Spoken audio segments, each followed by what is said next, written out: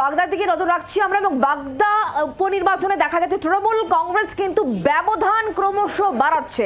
4টি কেন্দ্রই প্রেস্টিজ ফাইজ এর মধ্যে বাগদার ছবি দেখাবো, কারণ বাগদা বিধানসভা কেন্দ্রে যে উপনির্বাচন 8ম রাউন্ডের গণনা শেষে তৃণমূল কংগ্রেস এখনো পর্যন্ত এখানে এগিয়ে রয়েছে এবং ক্রমশ ব্যবধান বাড়াচ্ছে। 18,337 ভোটে তৃণমূল কংগ্রেস এখানে এগিয়ে রয়েছে। মধুপর্ণা ঠাকুর, সকাল থেকে আমরা মমতা বালা ঠাকুরের বক্তব্য শোনাচ্ছিলাম, তিনি যথেষ্ট কনফিডেন্ট, আত্মবিশ্বাসী এবং ইতিমধ্যেই মধুপর্ণা ঠাকুর তিনি কিন্তু এগিয়ে রয়েছেন এখনো পর্যন্ত, এটাই ট্রেন্ড। আমরা কথা বলবো এই বিষয় সম্পর্কে, আরো জানবো। আমাদের সঙ্গে অর্ণবাংশু রয়েছেন আমাদের প্রতিনিধি। অর্ণবাংশু, একটু জানার চেষ্টা করবো, বাগদা উপনির্বাচন একের পর এক রাউন্ড গণনা শেষে দেখা যাচ্ছে যে তৃণমূল কংগ্রেস এখনো পর্যন্ত এগিয়ে রয়েছে।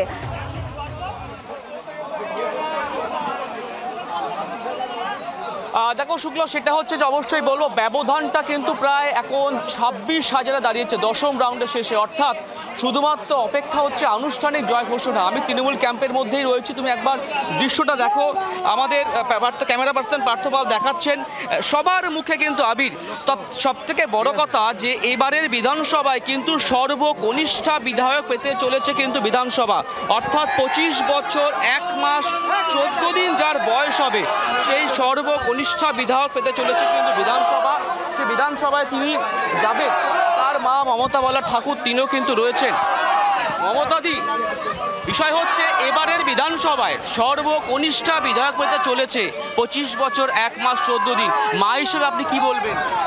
মা হিসেবে বলবো, এটা তো কোনো সন্তান যদি বড় জায়গায় যায় তাহলে সব থেকে বেশি মা বাবাই খুশি হয়। এবং আমি মনে করবো যে বাগদার মানুষ যারা ভোট দিয়েছে, যারা দেয়নি, এই জয় তাদের। আমি মনে করি যে ও একজন ভালো মানুষও, যাতে ওকে যেন লোভ লালসা অহংকার স্পর্শ না করতে পারে। সাধারণ মানুষের, যারা তৃণমূল কংগ্রেসের শুধু নয় বাগদার যারা মানুষ, তাদের জন্য হয়ে কাজ করতে পারে। মানুষ এই 2 বছর জন্য মানুষের পরিষেবা, মানুষকে ভালোবাসা, মানুষের কাজ করা, আমি বলবো এই কাজগুলো, এই নীতিটার জন্য আদর্শ। এবং আমার হরিগুরুচাঁদের যে আদর্শ, যে পিছিয়ে পড়া সমাজে মানুষের কাজ করা, তো এই কাজটার জন্য করতে পারে। সেটা সব থেকে বড় কথা, এই বিধানসভা কেন্দ্রটা প্রেস্টিজিয়াস সিট বাগদা বিজেপির হাতে ছিল, সেটা এবছর ছিনিয়ে আনতে পেরেছেন আপনারা। এবং কি কারণে এই মতুয়া সম্প্রদায়ের ভোট বাক্সে আপনাদের ভোটটা পড়ছে?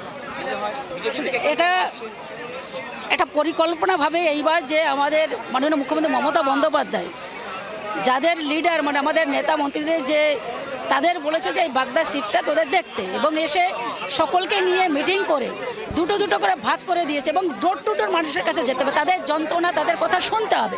মমতা বন্দ্যোপাধ্যায়, অভিষেক বন্দ্যোপাধ্যায়ের কে রাগ নাই, মানুষের যে ক্ষোভ, সেই ক্ষোভটা শোনার পর, এবং আমাদের এখানে যারা ছাত্র যুবর, কেননা একেবারে ছাত্রের ভিতরতে উঠে এসে তাদের ভিতরে একটা আবেগ, এবং ছাত্ররা মানুষের ডোর টু ডোর মানুষের কাছে গেছে, মহিলারা যে আমাদের কমিটি সেখানে গেছে, আমাদের যারা নেতা মন্ত্রীরা চাটাই পেতে মানুষের কাছে গেছে, মানুষের কথা শুনেছে, তাদের ক্ষোভ বিক্ষোভ, যদি কোনো আমরা অন্যায় করি আমাদের জন্য ক্ষমা করা হয়, এইভাবে মানুষের কাছে যে এই ভোটটা উন্নয়নের জন্য আজকে আপনারা মধুপর্ণা ঠাকুরকে আশীর্বাদ করে মমতা বন্দ্যোপাধ্যায়ের কাছে পাঠান।